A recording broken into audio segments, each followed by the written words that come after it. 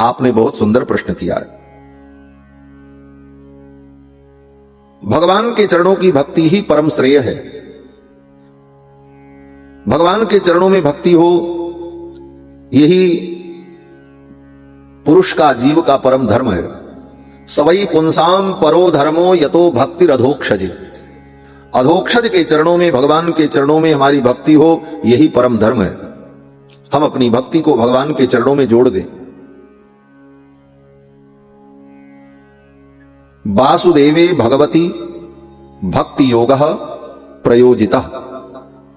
कल मैंने निवेदन किया था, प्रेम का नाम ही भक्ति है। प्रेम का नाम भक्ति है, तो हम अपने प्रेम को भगवान से जोड़ दें। ये भक्ति जो है, ये मानो कन्या है और कन्या का विवाह करना पड़ता है। सूत जी कहते हैं, ये भक्ति रूपिणी जो तुम्हारी कन्या है, इसका तुम भगवान से विवाह कर दो। हाँ, वासुदेवे भगवती भक्ति योग प्रयोजिता। इस भक्ति को भगवान से योजित कर दो। योजित माने जोड़ दो, गठबंधन कर दो। तब क्या होगा? बोले, जब बेटी का विवाह हो जाता है किसी योग्य वर के साथ, तब वो बेटी संतान को जन्म देती। इस भक्ति रूपी कन्या का तुमने अगर भगवान से विवाह कर दिया, तो ये भक्ति भी पुत्र को जन्म देगी। और एक नहीं, दो पुत्र पैदा होंगे, एक साथ पैदा होंगे, जुड़वा होंगे। जनयत्याशु, आशु माने शीघ्र, शीघ्र ही पुत्र को जन्म देगी। जनयत्याशु वैराग्यम ज्ञानं च यदहितुकम। कल जो चर्चा श्रवण की कि भक्ति के दो पुत्र हैं, ज्ञान और वैराग्य। ये भक्ति के पुत्र ज्ञान वैराग्य कब पैदा होंगे? बोले, पहले भक्ति का विवाह तो करो भगवान से। बिना ब्याह के संतान पैदा हो तो फिर तो वो तो पाप है, अधर्म है। पहले भक्ति को भगवान से जोड़ो, तब ये भक्ति पुत्र को जन्म देगी।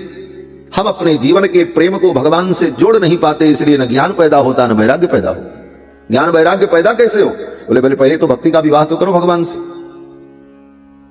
सूत जी कहते हैं, जनयत्यासु वैराग्यम। अगर तुमने अपनी भक्ति को भगवान से जोड़ दिया, तो ये भक्ति जनयति आशु, आशु माने शीघ्रम, 9 महीने प्रतीक्षा नहीं करनी पड़ेगी। ये भक्ति तुरंत दो पुत्रों को जन्म दे देगी। एक का नाम ज्ञान होगा, एक का नाम वैराग्य होगा। बेटा बेटी पैदा होते हैं तो मां बाप पर जाते हैं। सूत जी कहते हैं, एक बेटा बाप पर गया, एक मां पर गया। वैराग्य गया मां पर और ज्ञान गया बाप पर। दो पुत्र पैदा हो। हमारे जीवन में ज्ञान वैराग्य इसीलिए नहीं दृढ़ हो पाता, क्योंकि हम अपनी भक्ति को भगवान से नहीं जोड़ पाते। प्रेम तो करते हैं, लेकिन किससे? बोले, संसार से। बेटा बेटी, धन संपत्ति, पुत्र परिवार, प्रतिष्ठा, लोकैषणा, इसी से हम प्यार करते हैं। भगवान से तो प्रेम का केवल अभिनय करते हैं। थोड़ी देर के लिए मंदिर में जाकर के चिल्ला देते हैं, कह देते हैं, तुम्हें माता च पिता तुम्हें, तुम्हें बंधुश्च गुरुश्च तुम्हें। लेकिन वही संसार हमको प्रिय है। भक्ति हम संसार की कर रहे हैं, तो ज्ञान वैराग्य पैदा कहां से हो? भक्ति भगवान की हो। ये भक्ति किसी और की ना हो।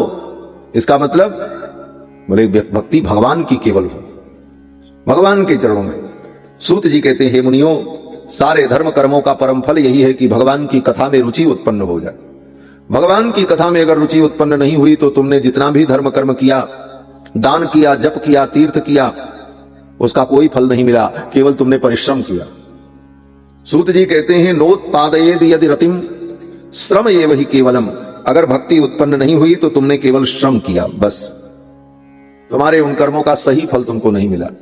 आप अगर तीर्थ जाते हैं, जप करते हैं, दान करते हैं, यज्ञ करते हैं, तो ये सारे सत्कर्म आपके फल दे रहे हैं। इसका प्रमाण क्या है? बोले, भगवान की कथा में रुचि हो जाए। भगवान की कथा सुनने में अगर रुचि नहीं हुई, इसका मतलब अभी आपके सारे कर्म फलदायी नहीं हुए। धर्म स्वनुष्ठित पुंसाम विश्वक्सेन कथासु यह नोत्पादयेद यदि रतिम श्रम एव हि केवलम। केवल आपने श्रम किया, उसका वास्तविक फल नहीं मिला। सूत जी कहते हैं, मुनियों, भगवान उत्तम श्लोक जो हैं, उनमें नैष्ठिकी भक्ति हो तो उसी से तत्व विज्ञान होता है। भगवत तत्व विज्ञानम मुक्त संगस्य जायते। जो मुक्त संग पुरुष हैं, ऐसे लोगों का संग मिल जाए तो हमारे अंदर भी भक्ति योग प्रकट हो जाए। और भक्ति योग प्रकट हो गया तो हृदय की ग्रंथियां अपने आप खुल जाएंगी। भिद्यते हृदय ग्रंथिश्छिद्यन्ते सर्व संशयाः, सारे संशय नष्ट हो जाएंगे। क्षीयन्ते चास्य कर्माणि, जिन कर्मों के कारण हम दुख भोग रहे हैं वे कर्म भी नष्ट हो जाए। दुख क्यों है? बोले कर्मों के कारण है। उन कर्मों का फल भोगना पड़ रहा है। बोले महाराज कर्म तो हमने कर लिया लेकिन कर्मों का फल अब हमको न भोगना पड़े, इसका कोई उपाय है? बोले हाँ, इसका एक उपाय यही है कि अगर भगवान के चरणों में भक्ति हो जाए तो क्षीयन्ते चास्य कर्माणि, भगवान के चरणों की भक्ति हो तो जो कर्म बंधन कारक हैं वो कर्म नष्ट हो जाए। दृष्ट एवात्मनीश्वरे, इसीलिए अतो वै कवयो नित्यम भक्तिम परमयामुदा। अतो वै कवयो, इसीलिए बड़े बड़े कवि, कवि माने ये कविता लिखने वाले, पंक्तियां लिखने वालों के विषय में नहीं कह रहे। कवि का मतलब होता विद्वान। कवि मनीषिर विद्वान विपश्चित, ये पर्यायवाची है। कवि का मतलब विद्वान होता है। सूत जी कहते हैं अतो वै कवयो नित्यम भक्तिम परमयामुदा, इसीलिए विद्वान व्यक्ति भगवान के चरणों में भक्ति करता है। वासुदेवे भगवती कुर्वन्त्यात्म प्रसादिनी, और भगवान वासुदेव के चरणों में की गई भक्ति आत्मा को प्रसन्न कर देती है। बात तो यहां तक समझ में आ गई। अब भगवान की भक्ति हम जो करें तो किस रूप की भक्ति करें? भगवान के तो अनंत रूप है। अब यहां दूसरा विचार शुरू हो रहा है। सब भगवान का ही रूप है, लेकिन सब में हमारी भक्ति नहीं हो सकती। जब तक हम माया के बंधन से पूर्ण रूप से मुक्त नहीं हो सकते तब तक भेद दृष्टि रहेगी ही रहेगी। सब में भगवान हैं, लेकिन कोई आपसे कहे कि जाओ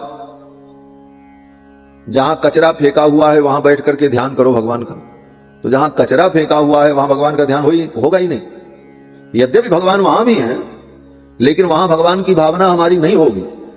भगवान तो नाली में भी है, जहां गंदगी बह रही है वहां भी भगवान है। भगवान कहां नहीं? जहां दुर्गंध है वहां भी भगवान है, लेकिन वहां हमारी भावना नहीं होगी। और भावना नहीं होगी तो फिर उपासना कैसे होगी? इसलिए शास्त्र विधि से जहां भगवान की अनुभूति करने के लिए आचार्यों ने निर्देश किया वहां पर हम भगवान का अनुभव करें। अब उसमें भी भगवान के अनेक रूप हैं।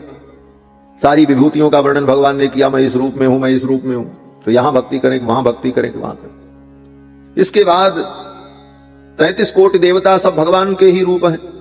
गीता में भगवान ने कहा ये प्यन्य देवता भक्त्या यजन्ते श्रद्धयान्विता, जो अन्य लोग अन्य देवताओं की उपासना करते हैं वो भी मेरी ही उपासना कर रहे हैं। ये प्यन्य देवता भक्त्या यजन्ते श्रद्धयान्विता तेपि मामेव कौन्तेय, वो भी मेरी ही आराधना कर रहे हैं। तो सब रूप भगवान का ही, लेकिन कहीं एक रूप में हमारी दृढ़ता कैसे दृढ़ हो? तो सूत जी कहते हैं भगवान 3 गुणों का आश्रय लेकर, सतोगुण रजोगुण तमोगुण, ये प्रकृति के 3 गुण हैं। इन गुणों का आश्रय लेकर भगवान 3 रूपों में प्रकाशित होते हैं। सर्वप्रथम सत्वम रजस्तम इति प्रकृतेर्गुणास्तैर्युक्त परः पुरुष एक इहास्य धत्ते। एक भगवान 3 रूपों में इन 3 गुणों का आश्रय लेकर प्रकाशित होते हैं, जिनको हरि, बिरंची और हर कहा जाता है। इन्हीं को विष्णु, ब्रह्मा और महेश। सतोगुण का आश्रय लेकर भगवान विष्णु के रूप में, रजोगुण का आश्रय लेकर ब्रह्मा के रूप में, और तमोगुण का आश्रय लेकर शिव के रूप में। और इन्हीं तीनों गुणों से संपूर्ण सृष्टि संचालित होती है, उत्पत्ति पालन संहार। तो सूत जी कहते हैं श्रेयांसि तत्र खलु सत्व तनोर नृणाम स्युः। तीनों रूप भगवान के ही, परंतु भगवान का जो परम सत्वमय रूप नारायण रूप है, विष्णु रूप, वो परम सत्वमय रूप ही भक्तों के समस्त प्रकार के श्रेय को देने वाला है। श्रेयांसि तत्र खलु सत्वतनोर नृणांशु। इसलिए भगवान के परम सत्वमय रूप की उपासना करनी चाहिए, ये निर्णय कर दिया। परम सत्वमय जो भगवान हैं उनकी उपासना से हम भी सत्व में प्रतिष्ठित होंगे, और शुद्ध ज्ञान सत्व गुण में ही होता है। गीता में भगवान कहते हैं सत्वात् संजायते ज्ञानम, सत्व गुण के उद्रेक होने पर ही ज्ञान जागृत होता है। रजोगुण रहने पर पूरा ज्ञान नहीं होता, अधूरा रहता है। रजोगुण में आधा ज्ञान रहता है, आधा अज्ञान का सम्मिश्रण रहता है। ज्ञान अज्ञान का सम्मिश्रण रजोगुण में, और तमोगुण में, बोले तमोगुण में केवल अज्ञान रहता है।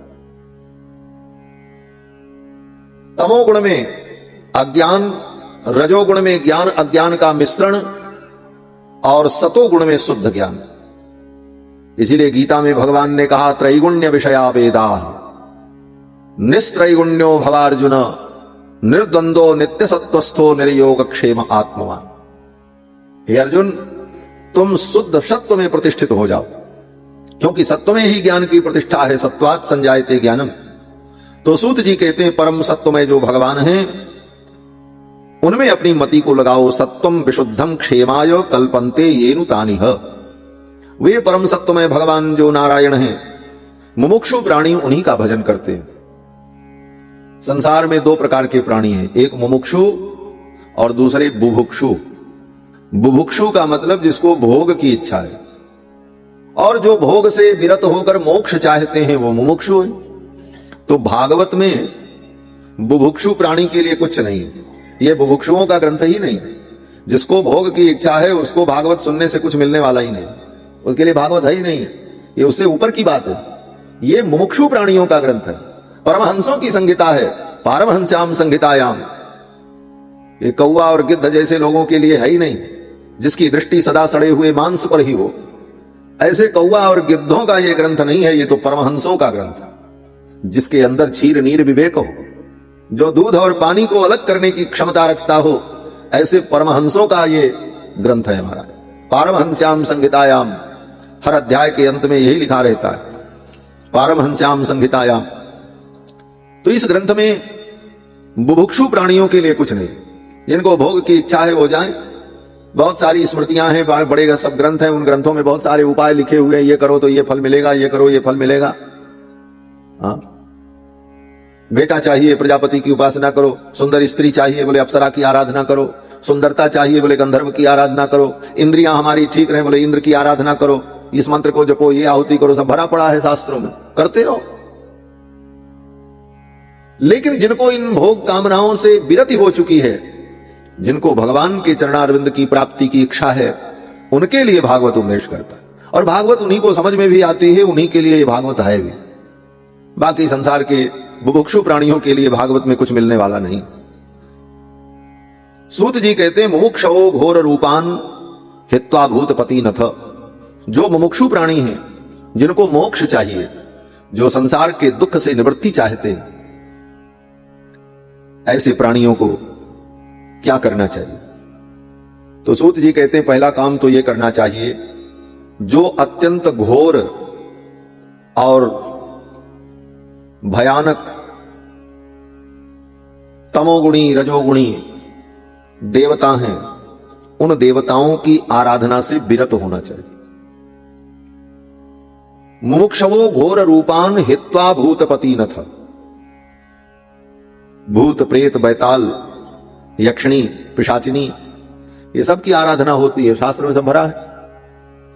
इन आराधनाओं से मुक्त होकर घोर देवताओं की उपासना को छोड़कर नारायण कला शांता भजन्ति हनसूयव। भगवान नारायण की कलाओं का भजन करना चाहिए। घोर रूप देवताओं की उपासना से विरत हो जाना चाहिए, क्योंकि उन देवताओं की उपासना करने का परिणाम यह होगा कि उन्हीं देवताओं के पास हम चले जाएंगे। गीता में भगवान ने कहा है देवान देव यजो यान्ति। जो देवताओं की आराधना करता वो उन्हीं देवताओं को प्राप्त हो जाता।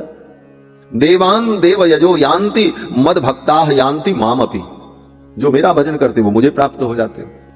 फिर भी भगवान स्वयं गीता में कहते हैं, अर्जुन सर्वत्र तुम्हें मेरा स्वरूप न दिखाई पड़े तो प्रयास ये करो कि जहां तुम्हें कुछ विशिष्टता दिखाई पड़े वहां मेरी बुद्धि करो पहले। यद्यद् विभूति मत सत्वम श्रीमद ऊर्जितमेव वा। यद्यद् विभूति मत सत्वम, जैसे आकाश में अनेक देदीप्यमान नक्षत्र हैं, लेकिन उन नक्षत्रों में सबसे ज्यादा प्रकाशमान भगवान सूर्य है।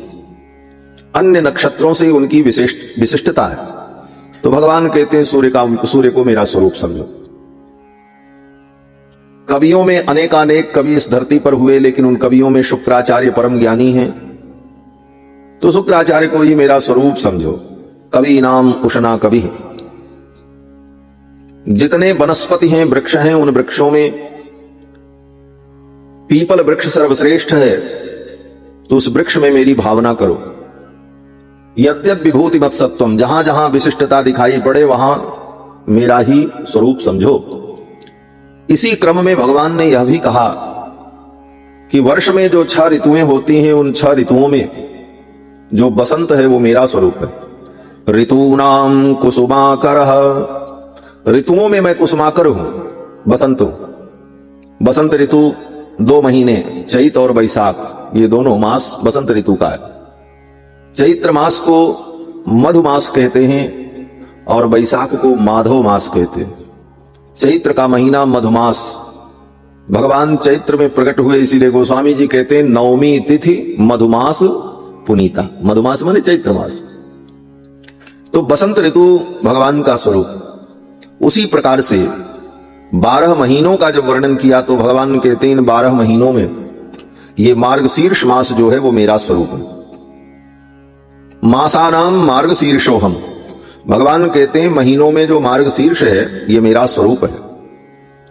तो ये मार्गशीर्ष मास भगवान का ही स्वरूप है। इसी महीने में वृंदावन में ब्रज की गोपांगनाओं ने गोविंद कृष्ण को प्रियतम के रूप में प्राप्त करने के लिए 1 महीने का व्रत किया। कथा आती है कि भगवान श्याम सुंदर के वंशी निनाद को सुनकर गोपांगनाओं के हृदय में भगवान के प्रति जो अनुराग उत्पन्न हुआ, इति वेणुरवम राजन सर्वभूत मनोहरम।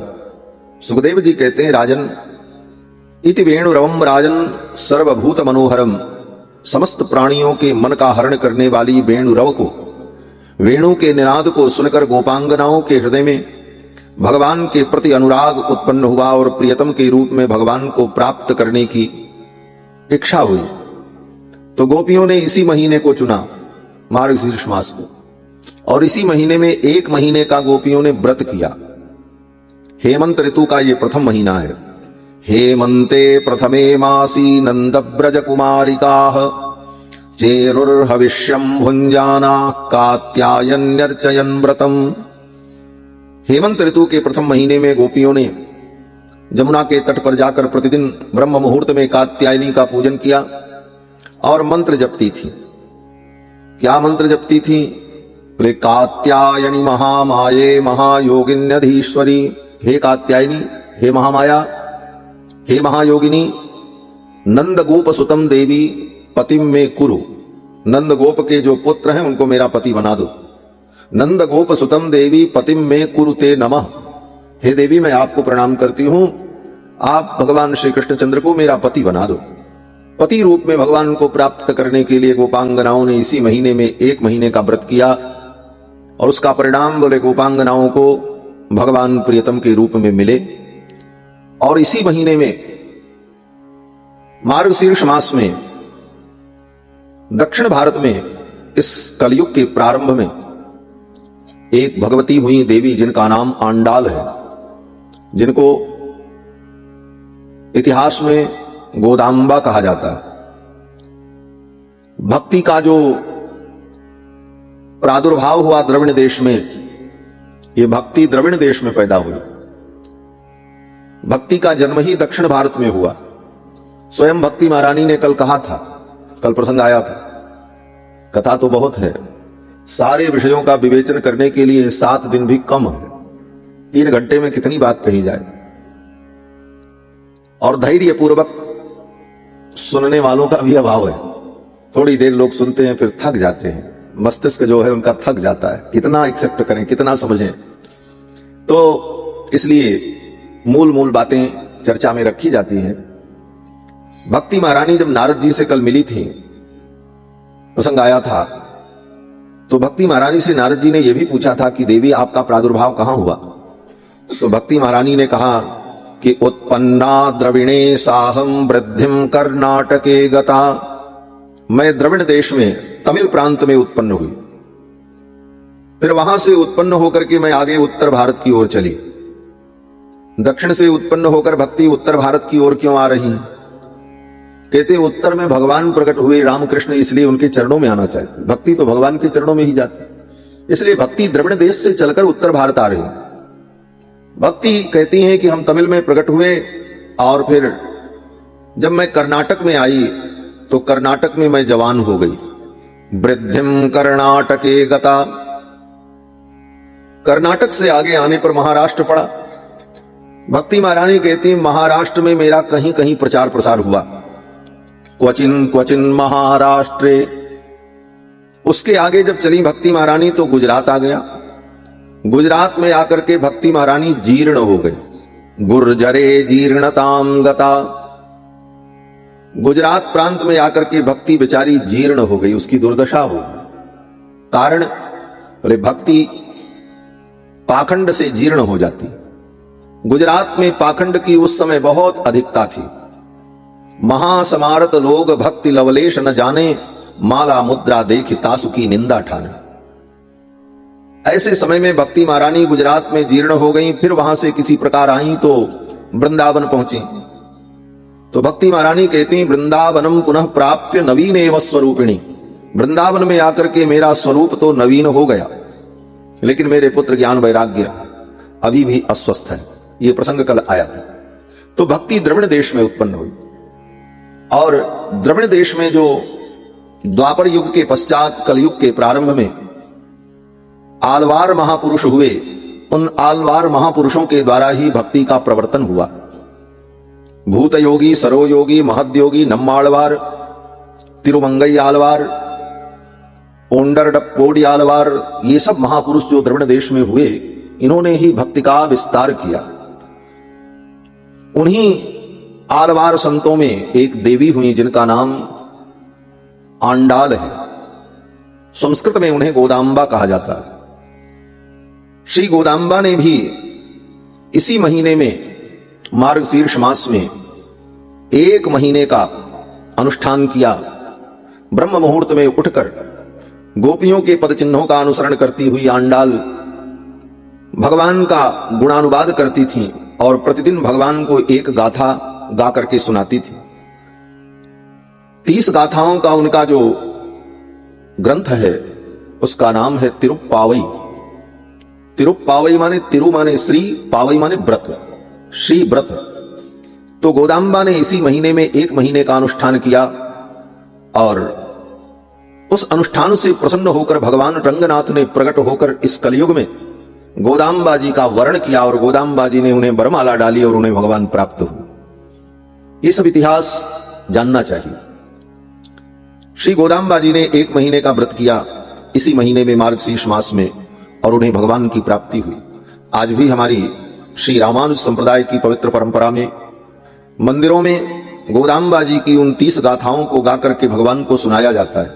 और इस महीने में तो अभी आने वाले समय में उस पर व्याख्यान चलते हैं, बड़े बड़े व्याख्यान। एक एक गाथाओं का व्याख्यान 4-4 घंटे होता है। इतना रहस्य है उसमें। मूल गाथाएं तमिल में हैं, लेकिन उसका संस्कृत विवर्त का अनुसंधान उत्तर भारत के आचार्य लोग करते हैं और द्रविड़ देश में तमिल में ही उसका अनुसंधान होता है। तो कहने का तात्पर्य कि ये पवित्र मास मार्गशीर्ष भगवान के चरणों तक जीव को पहुंचाने वाला है।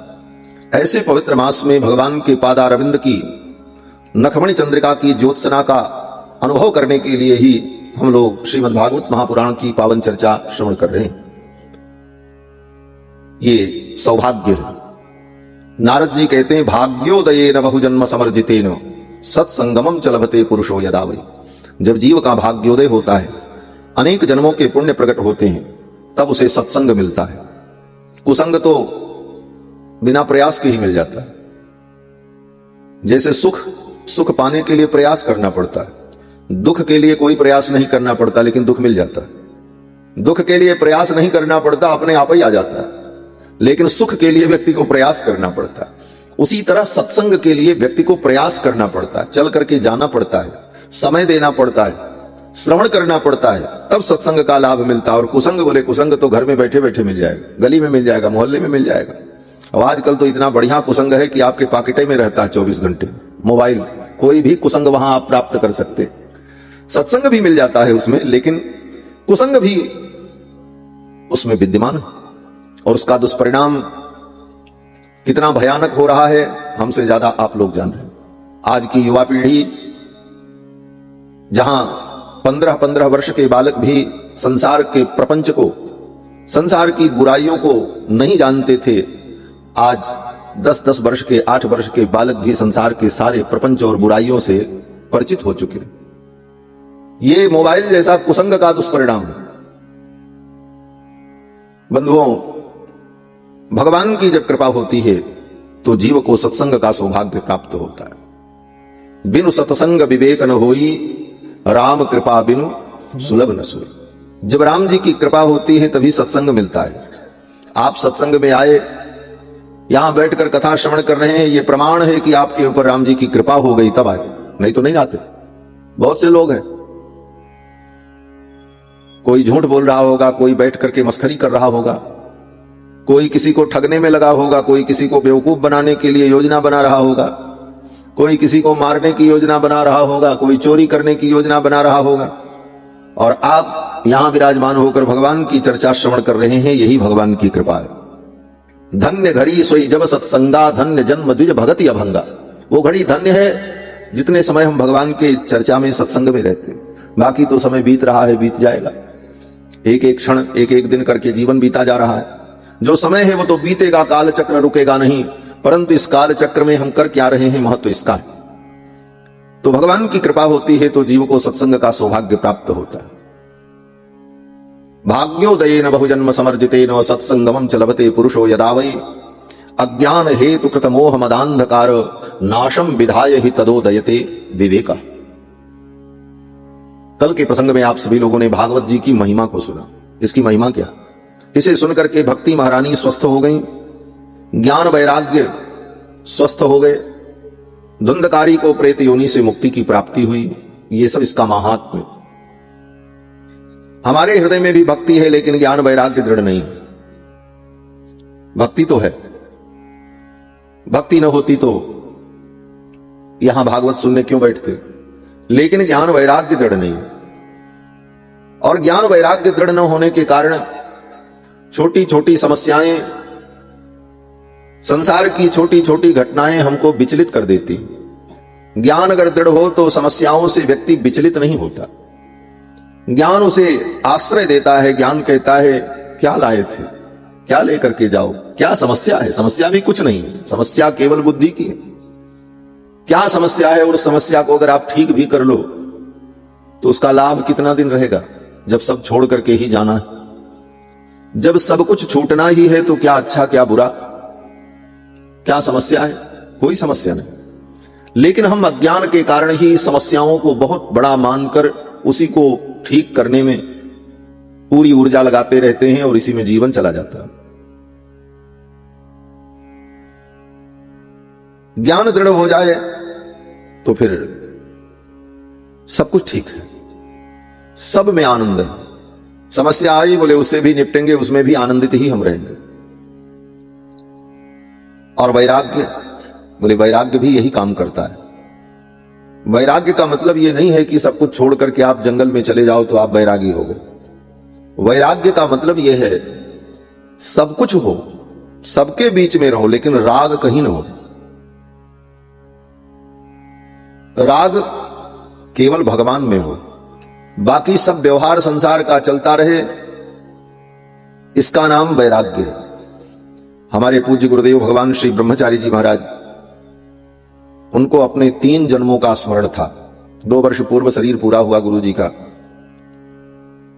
यहीं बस्ती जनपद के एक गांव में, पकड़ी गांव है, बस्ती से मेहदावल रोड पर, उसी पकड़ी गांव में शुक्ल परिवार में गुरु जी का जन्म हुआ।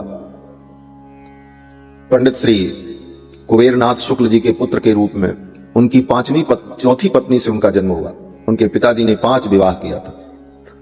चतुर्थ पत्नी से गुरुदेव का जन्म हुआ था। और इतने बड़े उद्भट विद्वान, न्याय व्याकरण मीमांसा समस्त शास्त्रों के प्रकांड पंडित, परम विद्वान, हनुमान चालीसा से लेकर वेद पर्यंत किसी भी ग्रंथ पर उनका अधिकार था। ऐसे वैसे साधारण पंडित नहीं। और विलक्षण व्यक्तित्व, 3 जन्मों का अपने उनको स्मरण था। पिछले जन्म में कहां पैदा हुए, क्या किया। कभी कभी हम लोगों को डांटते थे तो गुरुजी कहते थे, अब तो कोई डांटने वाला भी नहीं बचा। पूज्य गुरुदेव भगवान कहते थे, उनसे कभी हम लोगों ने पूछा कि गुरुजी, जन्मांतर की स्मृति क्यों होती है, इसका कारण क्या है। तो गुरुजी कहते थे, बहुत सरल है, बहुत सरल है। क्या है। तो गुरुजी कहते थे, संसार की किसी वस्तु में और किसी व्यक्ति में तुम्हारी आसक्ति न हो तो अपने पिछले जन्मों की सारी बातें स्वतः याद आने लग जाए। यही गुरुजी ने कहा। संसार की किसी वस्तु में आसक्ति न हो, उपयोग करो, उपयोग करना पड़ेगा, जीवन है तो वस्त्र चाहिए, भोजन चाहिए, लेकिन आसक्ति न हो। आसक्ति का त्याग हो, वैराग्य हो जाए तो जन्म जन्मांतर की सारी बातें धीरे धीरे स्मृति पटल पर आने लगती। और कोई साधना की जरूरत नहीं, कोई अनुष्ठान की जरूरत नहीं, ये गुरुजी कहा करते थे। तो वैराग्य आ जाए जीवन में तो हम सुखी हो जाएं। और गुरुजी के जीवन में हमने वैराग्य देखा था। इतने बड़े विद्वान महापुरुष होकर के भी, सब कुछ होते हुए, कभी जीवन में किसी वस्तु का उन्होंने संग्रह नहीं किया। न उनका कोई आधार कार्ड, न पैन कार्ड, न राशन कार्ड, न कोई बैंक अकाउंट, कुछ। कभी कहीं किसी कागज पर उन्होंने अपना नाम नहीं लिखा।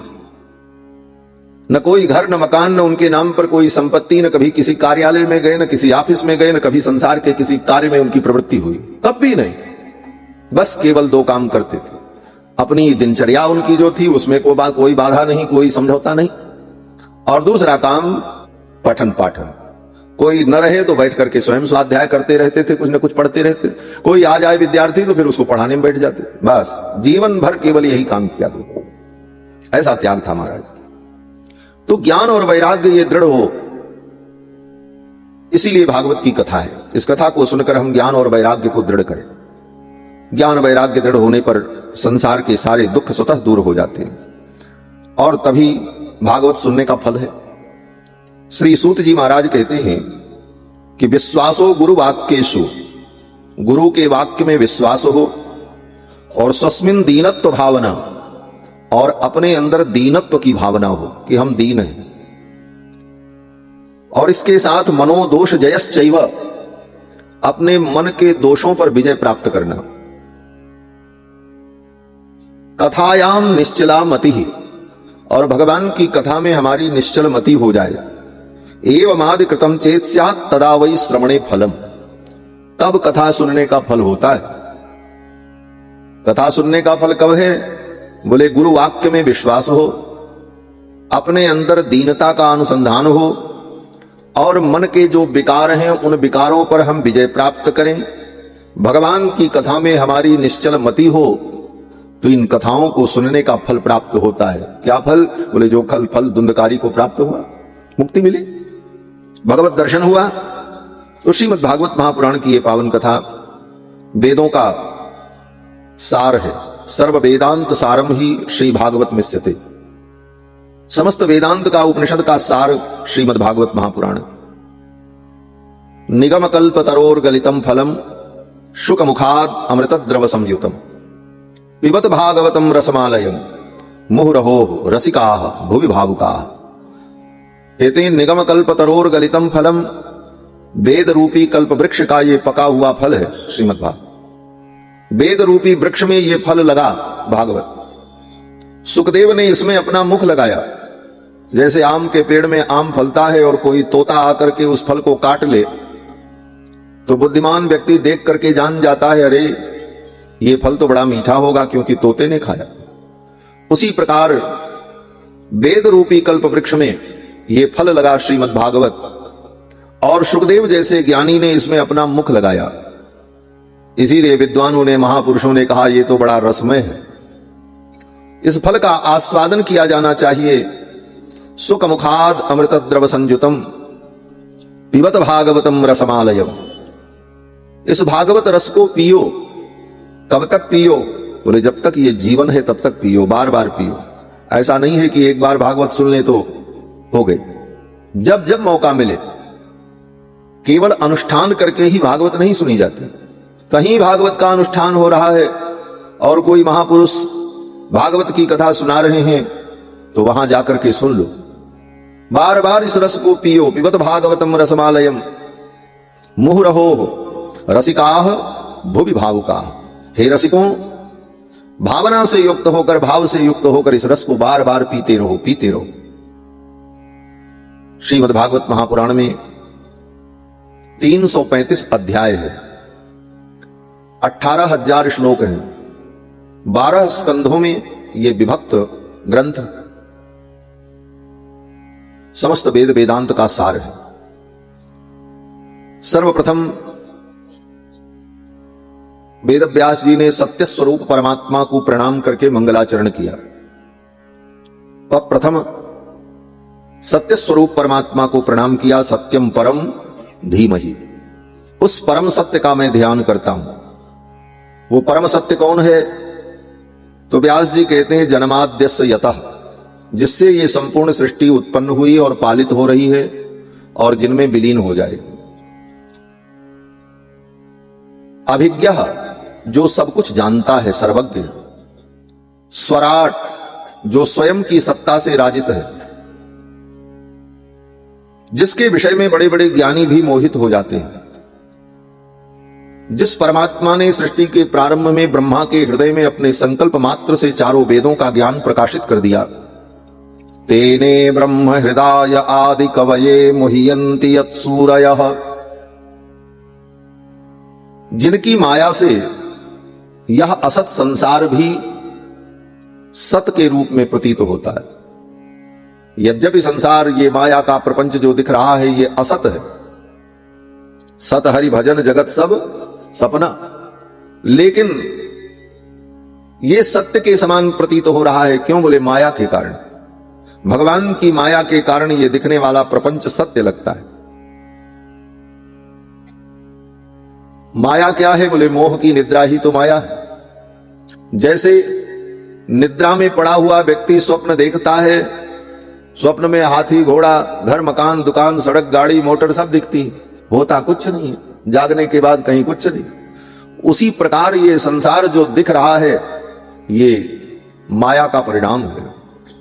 मोह की निशा में सोए हुए प्राणियों को ये स्वप्नवत प्रतीत हो रहा है। मोह निशा सब सोव निहारा, देखहि सपन अनेक प्रकारा। मोह की निशा में सो करके ये माया का स्वप्न हम आप देखते हैं। बोले महाराज लगता तो सब सत्य है।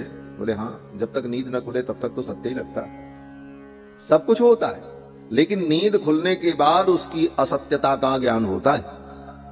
उसी प्रकार जब ज्ञान प्रकट हो जाए, वैराग्य प्रकट हो जाए, मोह का सर्वथा नाश हो जाए, तब संसार ये स्वप्नवत था, ये समझ में आ जाता है।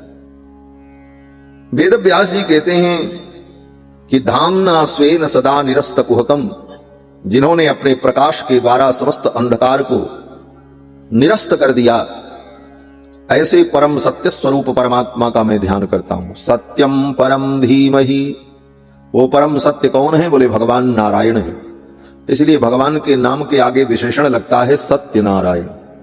नारायण ही सत्य है, सत्य एव नारायण एव सत्य, नारायण ही सत्य है, इसीलिए वो सत्य नारायण है।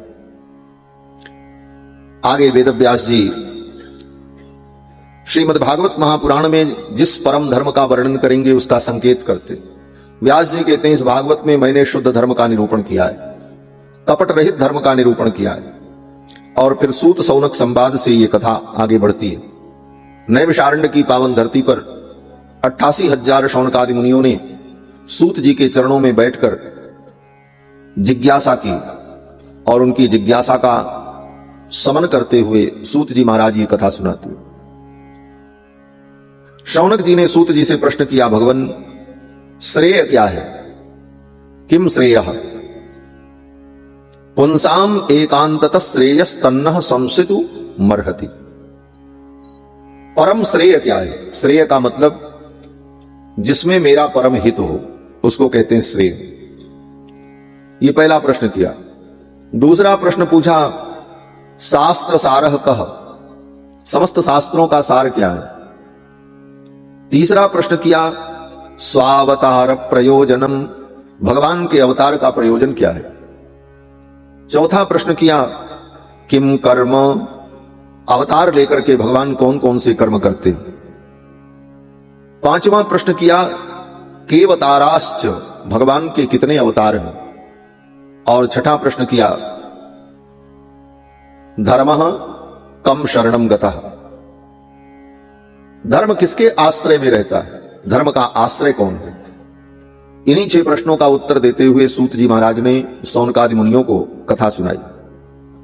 सर्वप्रथम सूत जी महाराज ने जब मंगलाचरण किया तो सूत जी महाराज ने सबसे पहले अपने गुरु जी को प्रणाम किया। सूत जी के गुरु जी सुखदेव जी हैं। सुखदेव जी ने जब राजा परीक्षित को कथा सुनाई थी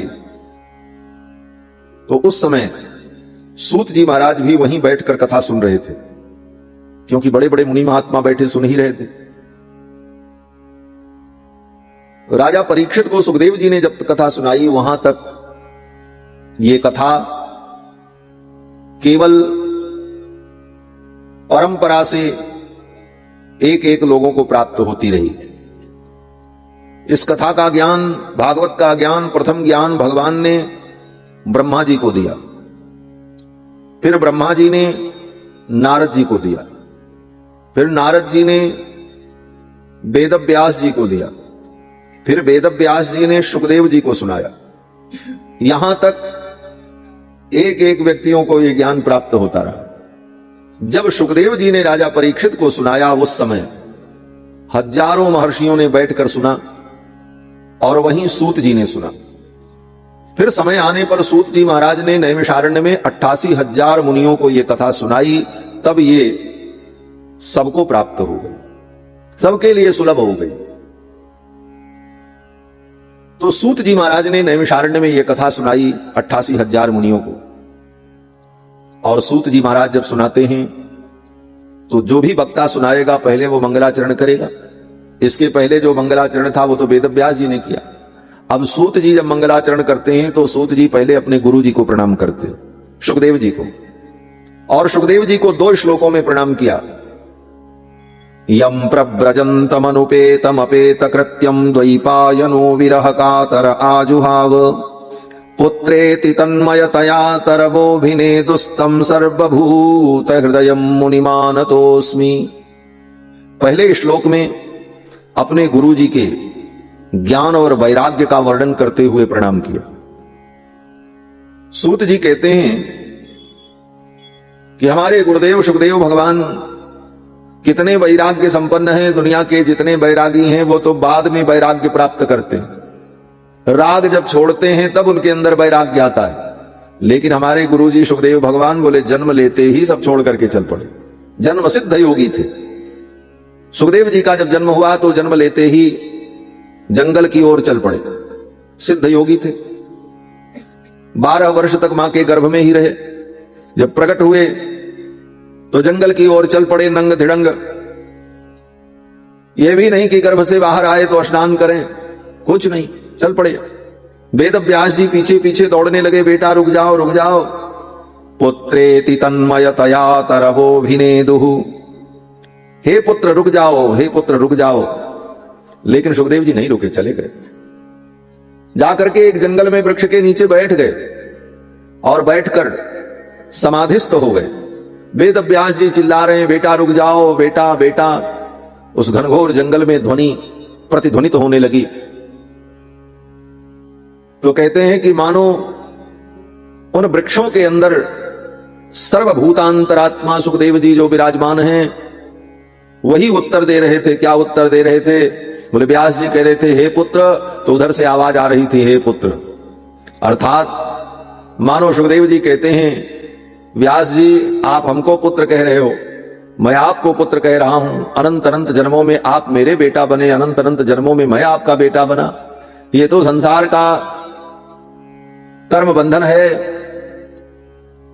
ऐसे परम ज्ञानी सुखदेव जी महाराज सर्वभूत हृदय सुखदेव जी को प्रणाम किया। दूसरे श्लोक में गुरु जी की करुणा का चिंतन किया। गुरु तत्व जो है, गुरु तत्व में दो विशेषताएं होनी चाहिए। एक विशेषता कि उनके अंदर ज्ञान वैराग्य हो और दूसरी उनके अंदर करुणा हो। ज्ञान वैराग्य है लेकिन करुणा नहीं है तो उन गुरु के द्वारा, उन आचार्य के द्वारा किसी जीव का उद्धार नहीं हो। करुणा बहुत है लेकिन ज्ञान वैराग्य नहीं है तो उद्धार करने का सामर्थ्य नहीं रहेगा।